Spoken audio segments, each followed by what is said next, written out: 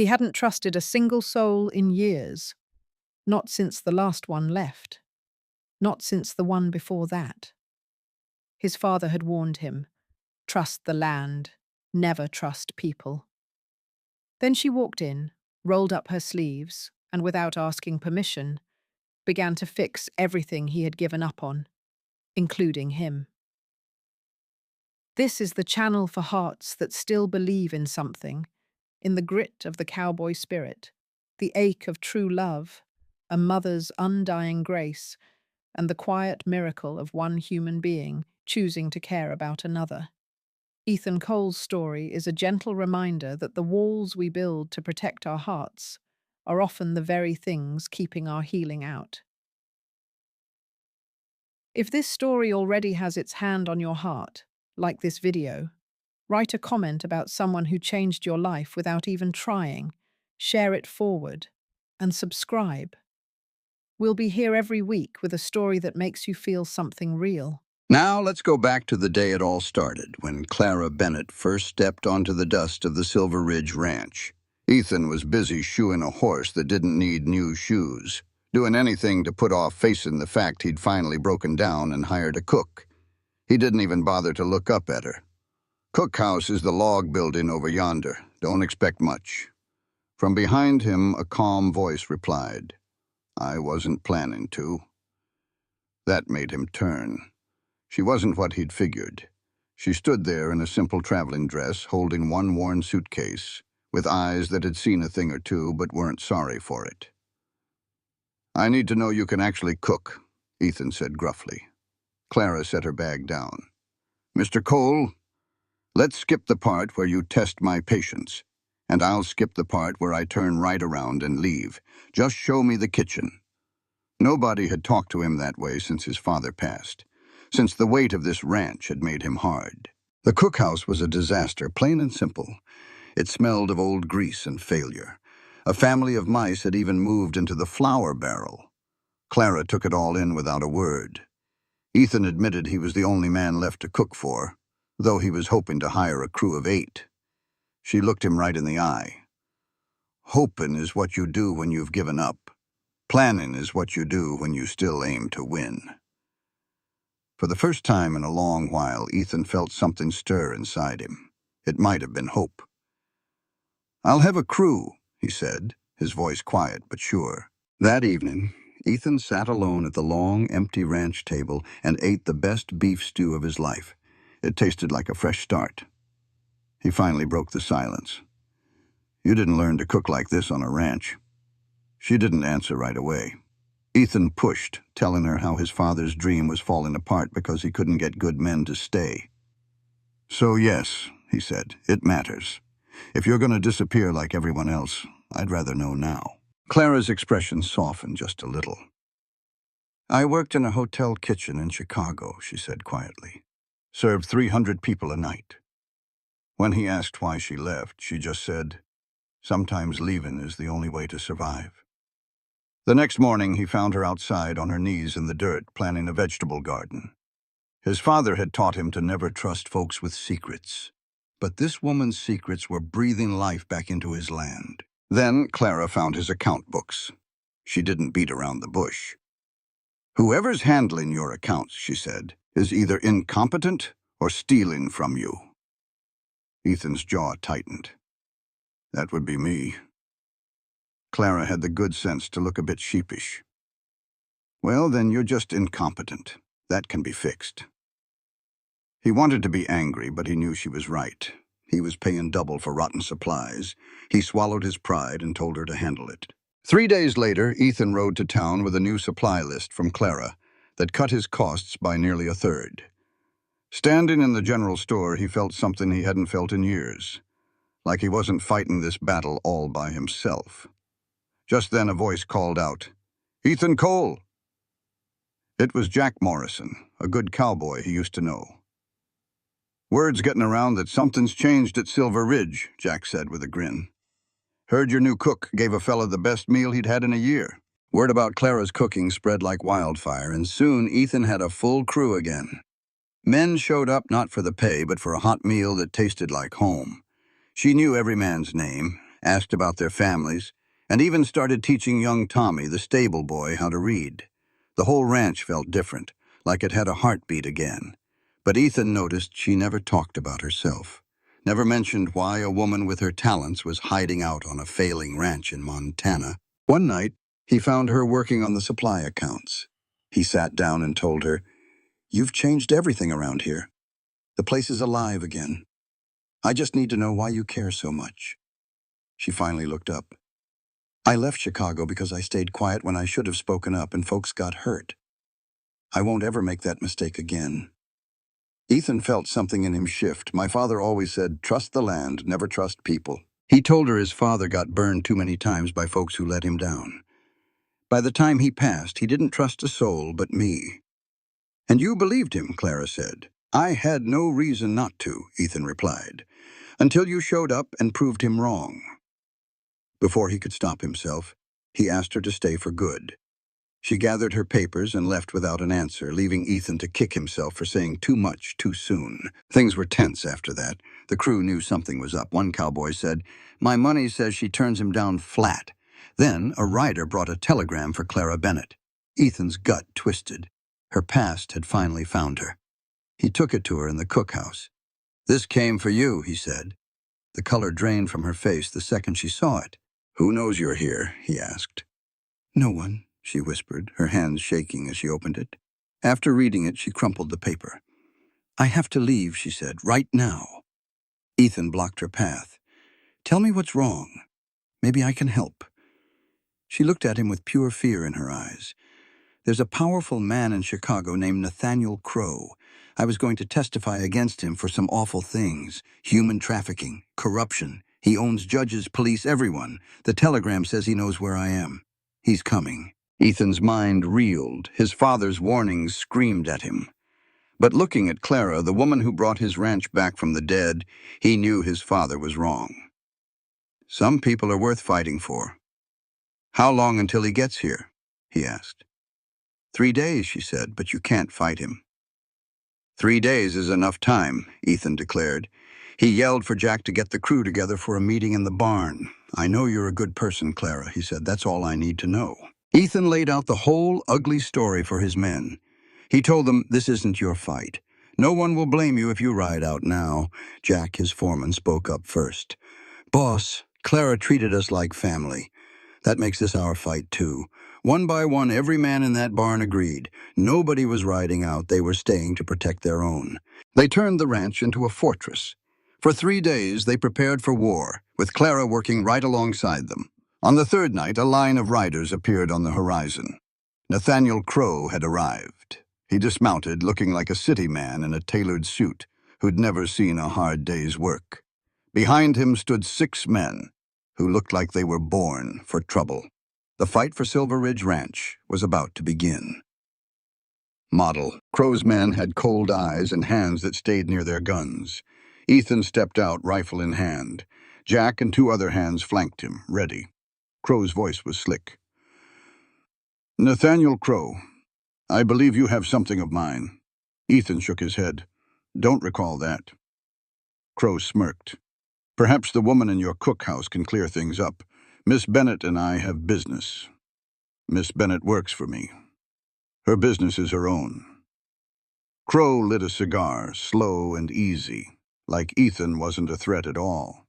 He then offered a deal. $20,000, enough to save this ranch 10 times over. That figure hit Ethan hard. It was a fortune. It was enough to fix everything.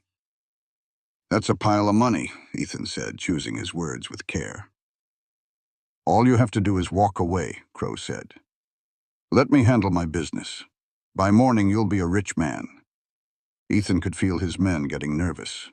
$20,000 was a dream. "What happens to her?" Ethan asked. Crow's smile got wider. "That ain't your concern." "I'm making it my concern," Crow scoffed. "I'm offering you a fortune for a woman you barely know. A liar. Even a stubborn rancher ought to see the smart play." Ethan glanced back and saw Clara's shadow in the window. He remembered her grit, her kindness. "No," Ethan said flatly. Crow's face hardened. Excuse me? I said no. Clara stays. Y'all need to leave now. Don't be a fool. $20,000. I don't care if it's $1 million. She is not for sale. Ethan lifted his rifle. You have 30 seconds to get off my land. Crow just stared, then laughed a cold, sharp laugh. You have no idea who I am. I own judges and police. I could have a warrant for her arrest by morning. Then do it. We will see how far your paper reaches out here. Or I could just take her, Crow snapped, gesturing to his men. 6 of my professionals against a few cowboys. It'll end badly for us all, Ethan admitted. But you'll lose some of your expensive men, maybe even yourself. I'll give you 1 hour to think on it. After that, we are coming in, Crow said, getting back on his horse. Is she worth dying for? As they rode off, Ethan's hands started to shake. Jack spoke up. Boss, that was either the bravest or dumbest thing I ever saw. Still figuring that out myself. Clara came out from the cookhouse looking at him like she was seeing him for the first time. You turned down $20,000, she whispered. Wasn't mine to take. Ethan told the crew the hard truth. We got 1 hour, 6 of them, more experienced. But this is our land, and we have a reason to fight that's bigger than money. He gave them a choice. Last chance. Anyone who wants to ride out, go now. No hard feelings. Not a single man moved. All right then, Ethan said, giving orders. As the men took their positions, Clara pulled him aside. You need to know the whole truth. They sat on the porch steps as she finally told him everything. She had been a chef at Crow's hotel. One night, she found a hidden room. Inside were young women locked in cages meant for some awful trade. I was so blind, she said, her voice hollow. All the secrets, the locked rooms. I should have known. She went to the police, but they were on Crow's payroll.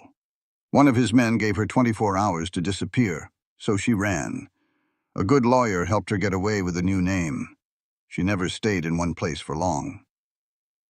Until I came here, she said, tears in her eyes. Until I made the mistake of caring about this place. She stood up quickly. I should go check the ammunition. Before he could say anything, she was gone. The hour flew by. As darkness fell, Ethan took his post on the porch. It felt like the whole world was going sideways.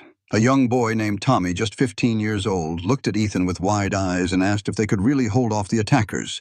Before Ethan could answer, the fight was on them. Crow's men came out of the dark, more than before, and tried to surround the place.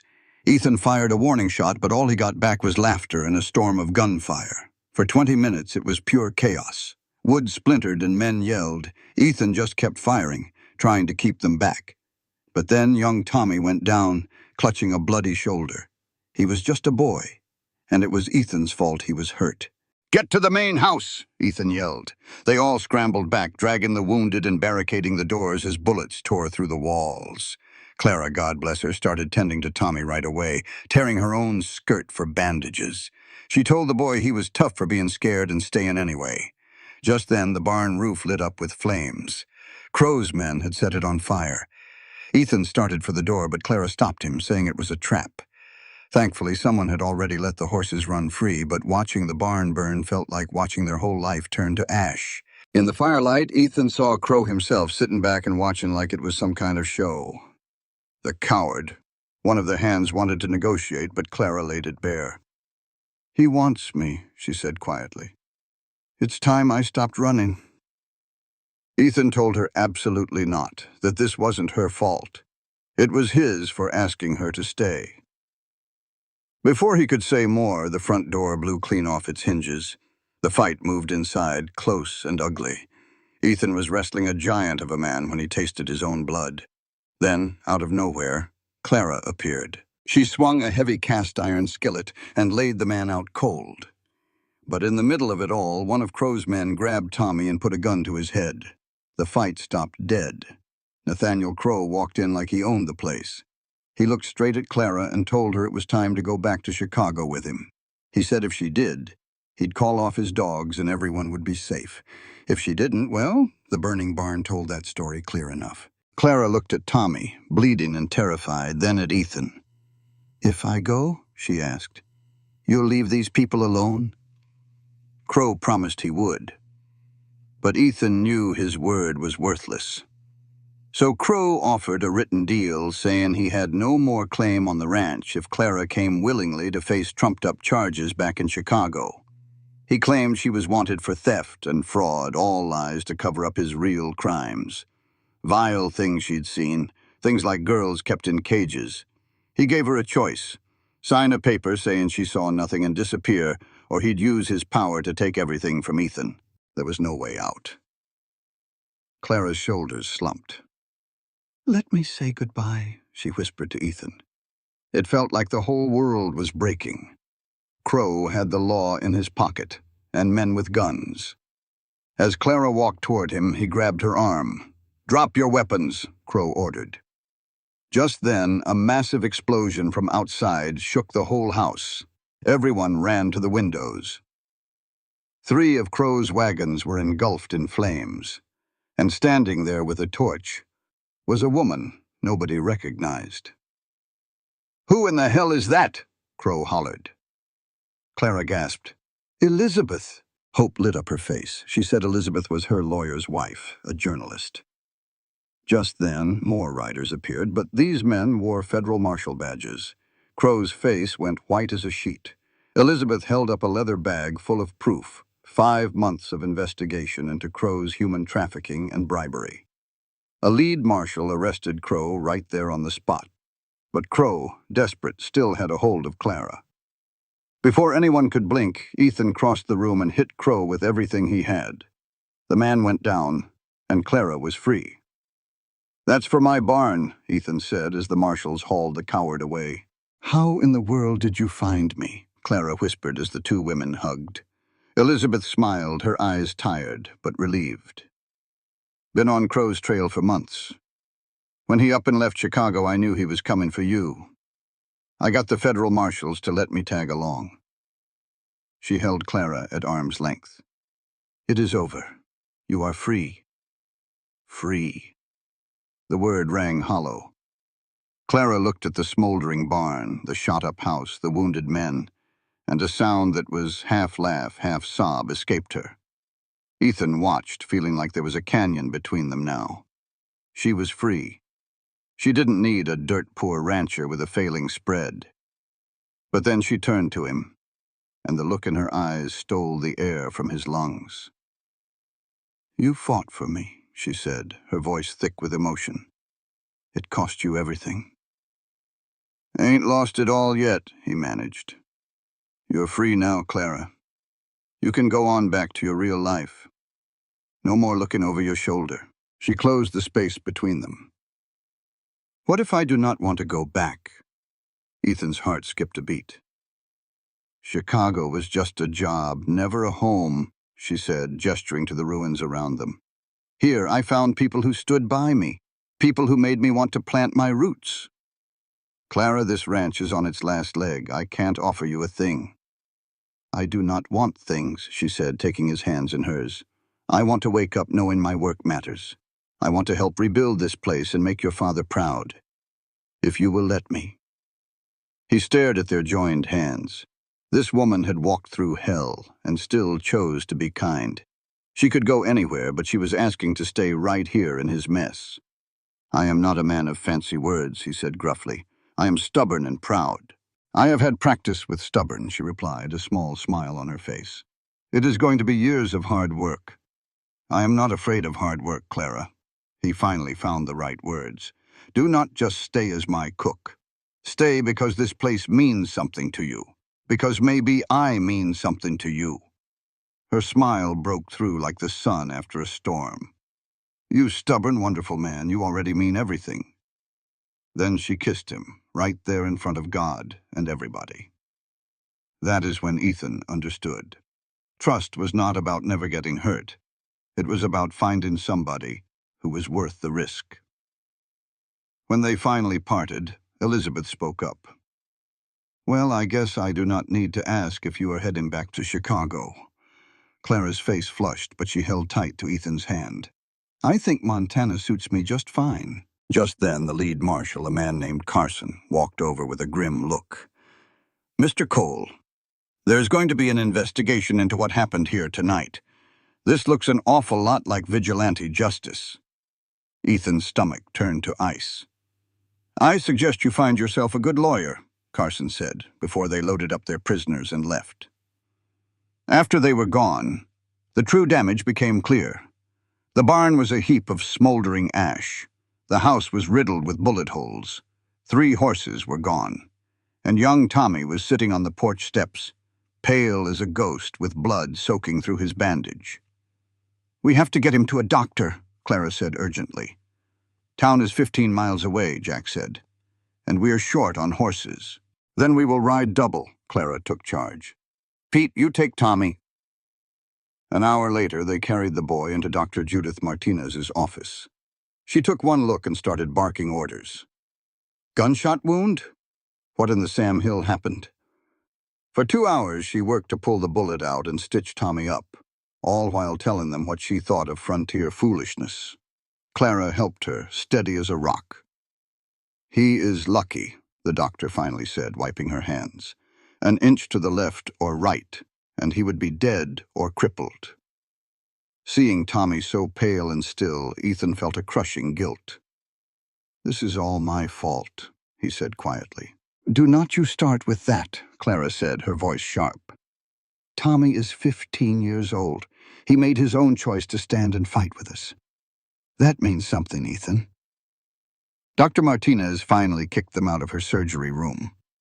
Outside, the sun was just starting to rise. A whole night had passed them by. We should head back, Ethan said, his body aching. Not yet, Clara said, stopping him. First, you are going to let me look at your injuries. I am fine. Ethan Cole, you are not fine. Now sit down before I make you. She gently cleaned his cuts. He could see how tired she was, the weight of it all in her eyes. Thank you, he said softly. Where else would I be, she asked.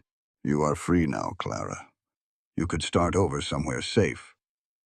I could, she agreed, looking him straight in the eye. But I will not. This is where I choose to be.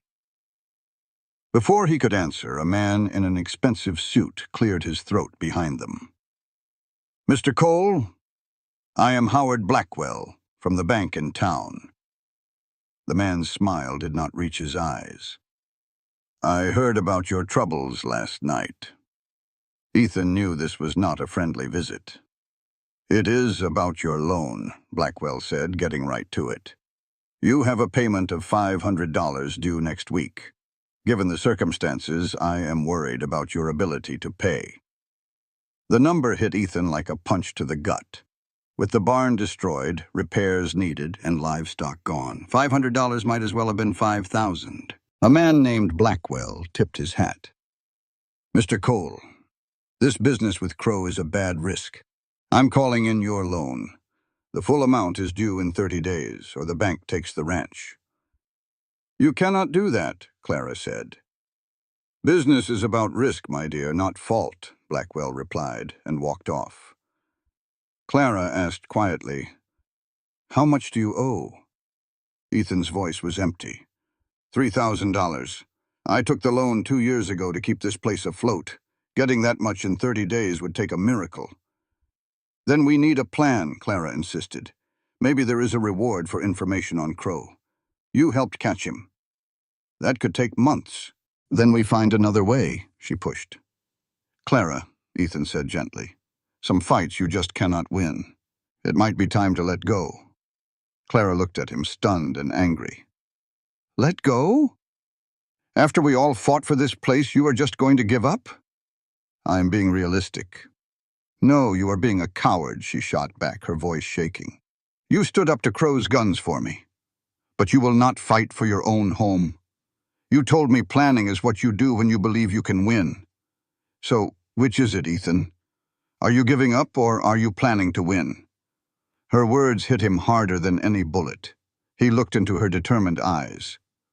What do you suggest, he asked, a spark of the fight returning, and figure out what we could save. Then, we'd make a real plan, together. As they rode back to Silver Ridge, the sight of the ranch made Ethan's heart ache. But his crew had worked all night long. Rubble was cleared and the scattered horses were back in the corral. Jack was already patching up the main house. "Boss," Jack called out, "you're back. How's young Tommy?" "He'll make it. The doctor said he needs rest. No heavy work for a while." Jack just nodded. "We can handle it. The crew and we talked. We know money's gone. We're staying on, at least till the spring drive. We owe you that much." Ethan was too choked up to speak, so he just gave a firm nod.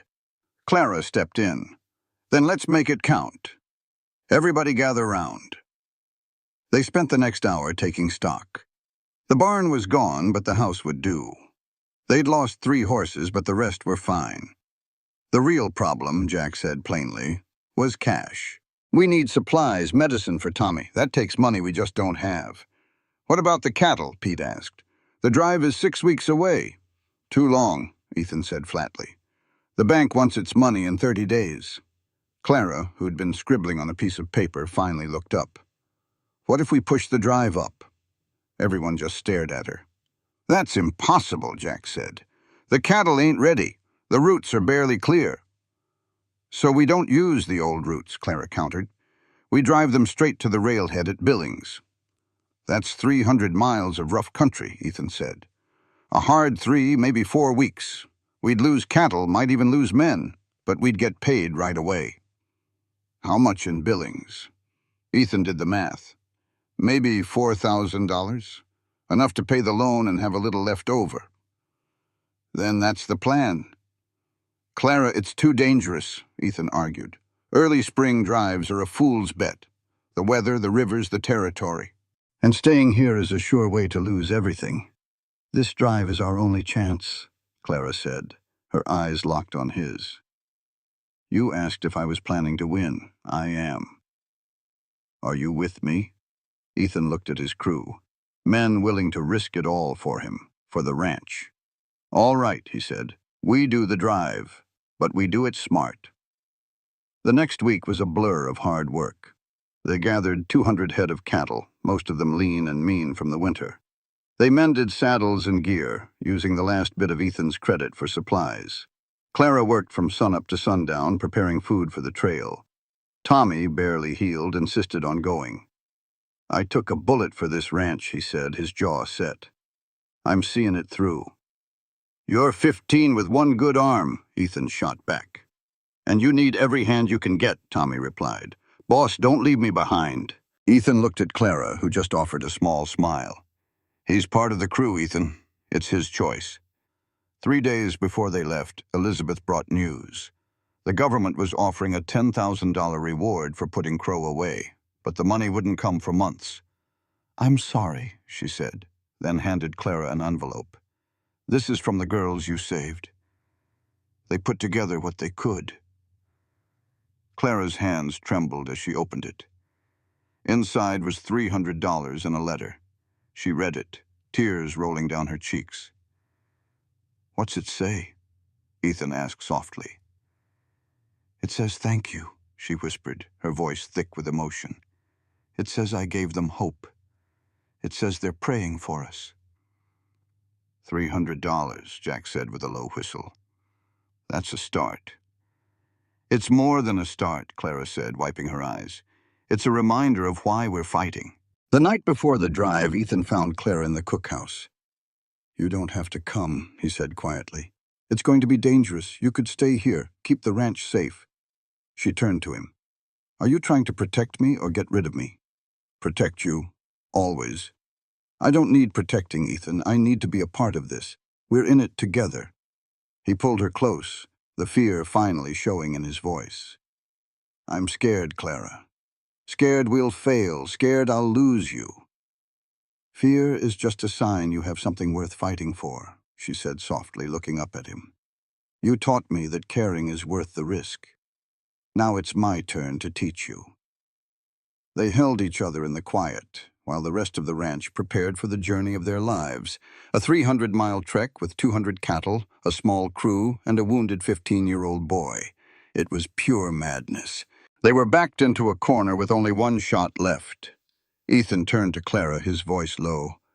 "Promise me no matter how this drive goes, You remember you're the one who saved this ranch, not me.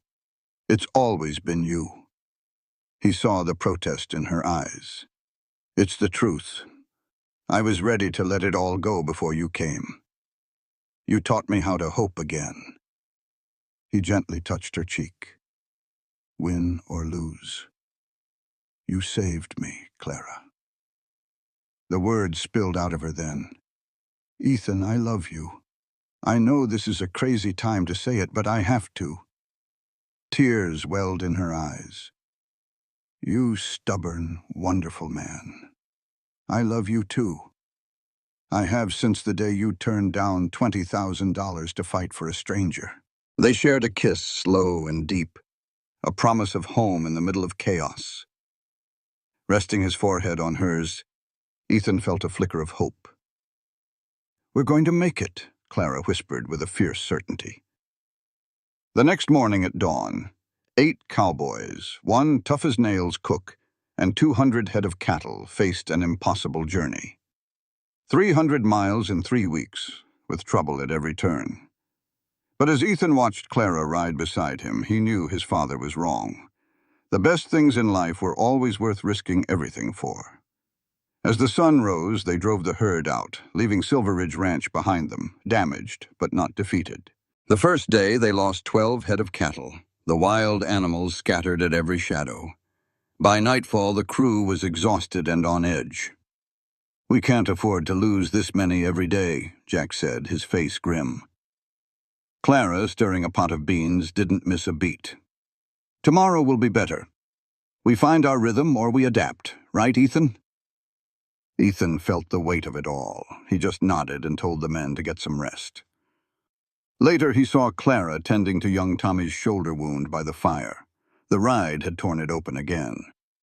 "You should go back to town," she told him softly. "No way," Tommy said through clenched teeth. "I'm not quitting on you all." The second day was worse. A freezing spring storm turned the ground to mud and the cattle went crazy. They lost 8 more head in a lightning storm. It took hours to round them up. "This is insane," Pete muttered, soaked and shivering. "We're gonna die out here." "Then go back," Ethan snapped, his patience gone. "No one's making you stay." That night, Clara found him on watch. "You're pushing them too hard, Ethan." "I'm pushing everyone too hard," he admitted. "I'm not just here to keep your spirits up," Clara said, stepping closer. "I'm fighting for our future. Every mile gets us closer. That's not charity, Ethan. It's an investment in us." "And what if we fail?" he asked, his voice barely a whisper. "Then we figure it out. We only fail if we give up." He pulled her close, needing her strength. The next day brought the Yellowstone River, high and fast with melted snow. They had to cross. "It's too dangerous," Jack warned.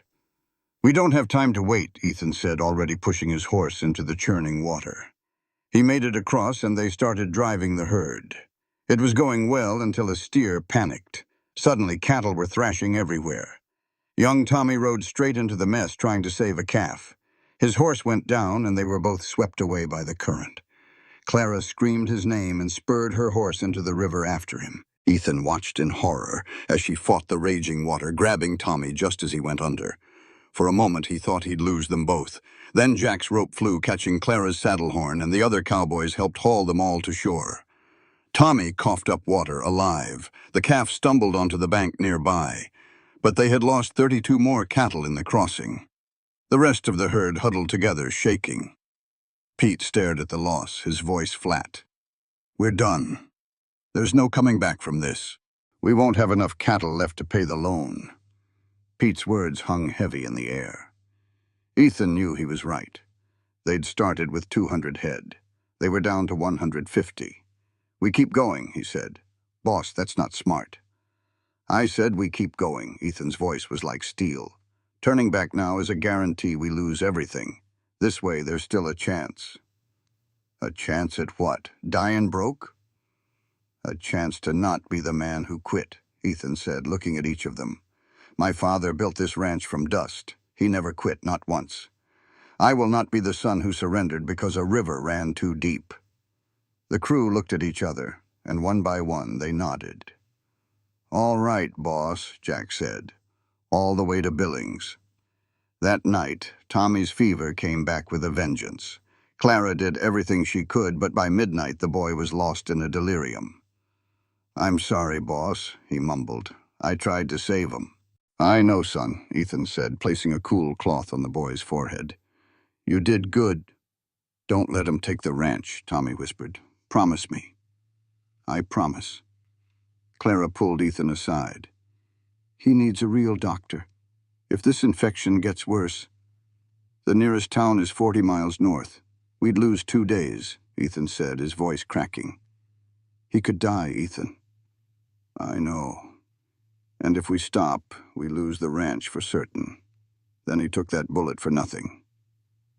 Clara's eyes filled with tears. "I hate this. I hate that you're right." They sat with Tommy all night. Around 3 in the morning, his fever finally broke.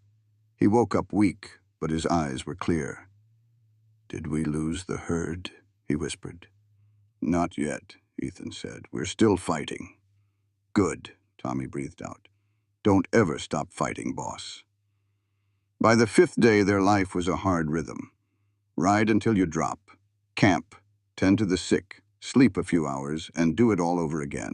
Ethan's family was fixin' to lose it all. They were down to the wire with a bank payment breathing down their necks and their only hope strung out across miles of unforgiving Texas dust. Every step on that brutal trail was a gamble. On the 7th night, Jack announced they'd made 18 miles. That wasn't near enough. At this rate, they would miss their deadline by a day, and the bank would take everything. But the next morning, trouble came barreling down the trail from the other direction. Another herd just as big, and a foreman who was madder than a wet hen. He claimed trail law said they had to yield. Ethan, with his future on the line, refused to budge. Just as things were about to get ugly, Clara rode her horse right between the 2 stubborn men. She told them fighting was a fool's errand. She laid out a simple plan: split the trail, each herd taking a side. The other foreman, after giving her a long look, finally agreed. It was slow going, but her plan worked like a charm. They saved the herds and avoided a fight. As the other crew rode off, Jack told Ethan, "You need to make her your partner for real." Ethan just smiled, his eyes still on Clara. But the trail wasn't done with them yet. By the 10th day, everyone was worn thin, running on nothing but coffee and grit. Clara's hands were raw and her face was etched with exhaustion. They were so close, just 3 days out from Billings. That was when the real disaster hit. They woke up to find 20 head of cattle gone, vanished into the night. The tracks told the story plain and clear. Rustlers. The thieves had waited until the crew was too bone-tired to even hear them. Ethan did the hard math in his head. They were now hopelessly short of the money they needed. He declared, "We're going after them." His men argued it was a fool's mission, that they were outnumbered and outgunned. But Ethan's voice was raw with desperation. "I don't care. Those are my cattle, my ranch, my future. I'm getting them back." Clara grabbed his arm and said, "Then I'm going with you." With Clara's sharp eyes, they tracked the rustlers to a hidden canyon. They found not a gang, but 2 men hired by the very banker who held their loan. It was a setup from the start. They got the jump on the crooks, recovered their cattle, and found a letter that proved the banker's whole dirty scheme. They rode into Billings just in time, paid off the loan with a smile, and handed the sheriff the proof that put that banker out of business for good. They saved the ranch, proving that a little bit of courage and a whole lot of heart can beat the cruelest plans. "Now you listen to me, Ethan Cole. You're the best shot we have left since Jack is with the herd. We are not arguing about this." Ethan knew she was right. He picked Pete and another fella to ride with them. The plan was simple, but it felt impossible. They had to catch the thieves, get their cattle back, and rejoin the main herd before Billings. They rode hard, following tracks the rustlers did not even try to hide. These were amateurs, which was both good and bad. Good because they would make mistakes. Bad because scared men do foolish things. After 6 long hours, they saw them. 4 men cooking Ethan's beef for breakfast over a fire. Pete pointed out they had rifles. Ethan just said, "So do we." Clara put a hand on his arm, her touch calming the fire in his veins. Ethan, rushing and angry, is how good men die. Pete is right. We wait for dark. We plan this out, and we win smart. Every part of him wanted to charge right in, but he listened. He finally agreed. We wait. But the second that sun is down, we are moving in. Waiting was pure torture. They watched those men laugh and eat, without a care in the world. Ethan asked Clara in a low voice, "Why do folks steal? Why take what another man has worked himself to the bone for?" She looked at him and said, "Because they are either desperate or lazy. But we are not like them. We earn what is ours, and we fight for it. That is why we are going to win." When darkness finally came, they moved like ghosts. The one guard they posted was nearly asleep, making it easy for Pete to handle him without a sound. Then Ethan stepped into the firelight with his rifle ready. "Hands up," he said, his voice calm and cold. The three men scrambled for their guns. Ethan fired a shot right into the dirt at their feet. "The next one," he promised, "goes through one of you. Your choice." They froze right then and there. One of them asked who he was. "I am the man you stole from, and I am here to take my cattle back." The rustler's face turned white as a sheet when Ethan reminded him what the penalty was for his crime in that territory. "Now this is what is going to happen," Ethan said. "You are going to leave your weapons, leave the cattle, and walk away from this camp. And you will thank your lucky stars I do not string you up myself. They argued they needed their weapons to survive. You should have thought of that before you stole from a man with nothing left to lose." They walked. Ethan and his crew recovered all 20 cows and pushed them through the night. By morning, they had rejoined the main herd. Jack actually cracked a smile. "Thought you were gone for good, boss?"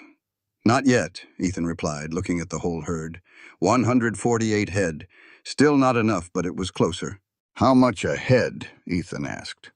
Morrison looked over the trail-worn cattle. "They are lean. I can offer $18. The number hit Ethan hard. That was not enough.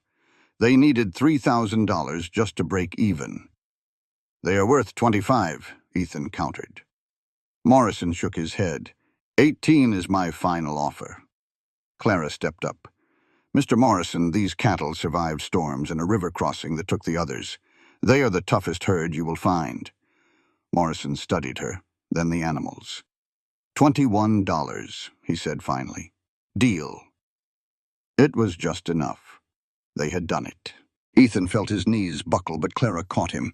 Tears streamed down her face. "We won," she whispered. The crew whooped and hollered with joy. But all Ethan could see was Clara, the woman who had fought beside him and saved everything he held dear. "Marry me," he said. She blinked. "What?" "Marry me right here in Billings. I do not want to wait." She laughed through her tears.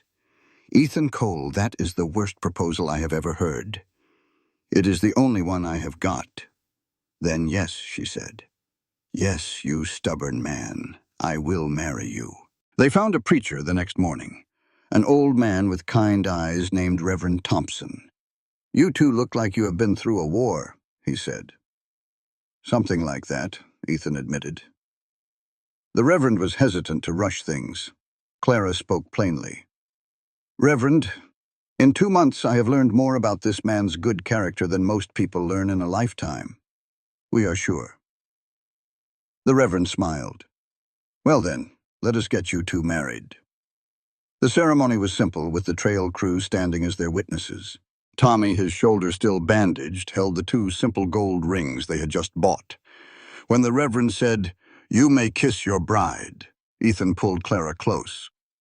"Mr. Cole," she whispered against his lips. After the wedding, they went straight to the telegraph office. Ethan's hands shook as he sent the $3,000 to the bank, paying off the loan completely. The operator handed him a receipt. "That is it. The debt is gone." He tipped his hat to Clara. "Heard you drove a hard bargain for those cattle, ma'am." Outside, they just looked at each other, hardly believing it was all over. "We did it," Clara said softly. Ethan pulled her close. "We sure did, Mrs. Cole." But before they could head home, Jack pulled Ethan aside. "Boss, we need to talk. The crew wants to know what happens now. We paid our debt to you on this drive. If we are going to rebuild Silver Ridge, we need to know it is worth our while." It was a fair question. The men had been through hell and back. That evening, Ethan laid it all out for them. "After paying the loan and buying supplies, I have about $60 left. I cannot pay proper wages."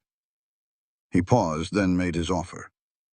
"But I can give you a stake in the ranch.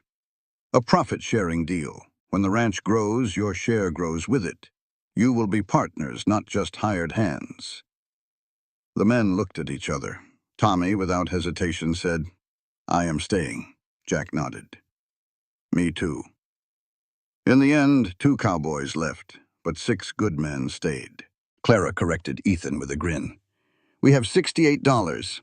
I saved my cooking wages." The men laughed, breaking the tension. They left Billings the next morning, riding light and fast, but Ethan could not shake a feeling of dread. What if the ranch was destroyed? What if the bank had foreclosed anyway? "You are worrying again," Clara said, riding beside him. "I can see it on your face." "I cannot help it," he said. "Anything could have happened." "Or maybe everything is fine," she replied gently. "We will not know until we get there. Stop torturing yourself." "I am just a man who knows worrying does not change a thing. It just makes the road feel longer." They made good time on the journey home. The land felt different, greener, more full of life. Or maybe Ethan was just seeing it through new eyes. But then they ran into a problem. A group of settlers had put up a cabin right across the open trail. "This is private property now," the man told them. "You will have to go around." Ethan tried to argue that it had always been open range. The man just shook his head. "Things are changing out here. The territory is filling up. Y'all are just going to have to get used to it."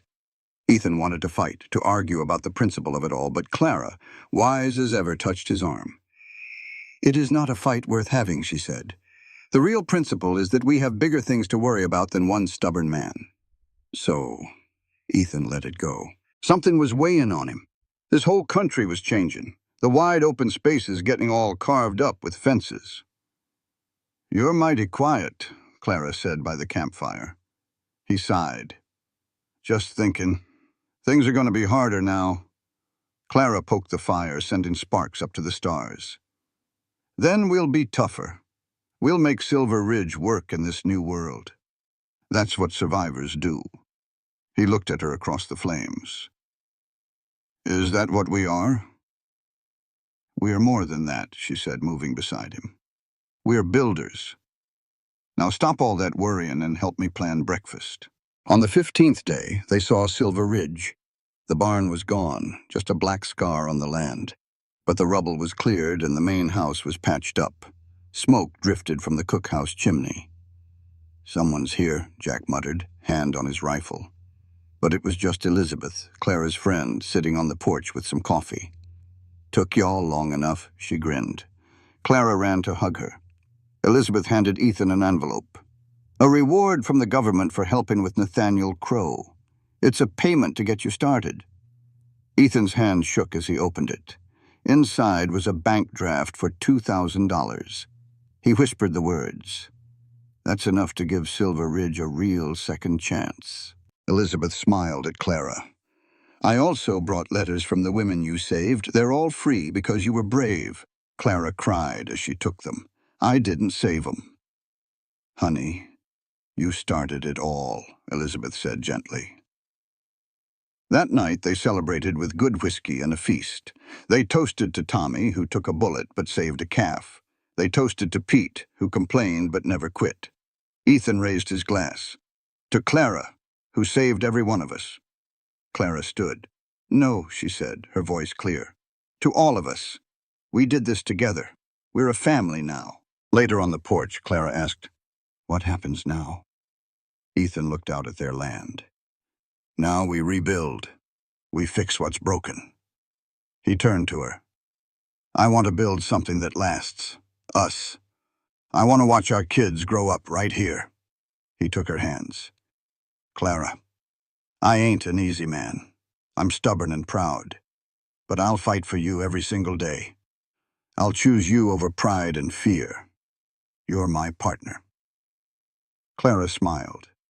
"Good, because I plan on holding you to that." They kissed under the stars, two people letting go of their broken pasts. The next morning, the work began. Ethan rode to town and used the reward money to order lumber and supplies. Clara started a garden twice the size of her old one. A rider brought a telegram from the bank. Ethan expected the worst, but it was a receipt. Their loan was paid in full. The ranch was officially theirs. "It's over," he said, showing her the paper. "We're free." They sat on the porch steps, just the two of them, letting that truth sink in. No more debt, no more threats. Just the good hard work of building a life. In the months that followed, Silver Ridge was reborn. A new barn, bigger and stronger, rose from the ashes. Clara's garden fed them all. Tommy, despite his injury, became the best roper they had. 6 months later, Elizabeth returned with news. Crow was convicted on all charges, and the rest of the reward was coming. "It's really over," Clara said, a weight lifting from her shoulders. "The fear, the running, it's all gone." Ethan smiled. "I kind of like Clara Cole, the rancher's wife." "Me too," she said. That Christmas, Clara told Ethan they were having a baby. He was speechless, terrified, and excited all at once. Their daughter, Grace, was born in the late summer. The whole crew treated her like a little princess. Holding her for the first time, Ethan finally understood. The land was important, but it was the people on it that made it worth fighting for. Years later, Grace would ask if they lived happily ever after. "No, sweet girl," Clara would tell her gently. "We lived fully ever after, the happy, the sad, and everything in between." They stayed together. That is what Ethan would tell people years later. Through good times and bad, through every single thing this land could throw at them, they stayed together. That was the most important part. And it was true. They built something that lasted. Not because it was easy, but because they chose each other. Every single day. The Silver Ridge Ranch became one of the most respected in all of Montana. And the love story that started with nothing but ash and secrets turned into the kind of legend folks told around the fire for years. Because the best things in life are not built when it is easy or safe. They are built on pure courage and a promise to fight for what matters. That was the lesson he learned from a woman who showed up with just one suitcase and stayed to become his whole world. And together they proved that the best kind of endings are really just the start of something even better. This content was carefully researched, developed, and manually edited by our team to deliver meaningful stories with valuable life lessons. Every narrative is crafted to entertain, inspire, and empower our audience. We believe that great stories can change lives, and we are committed to bringing you content that matters. Thank you for being part of our community.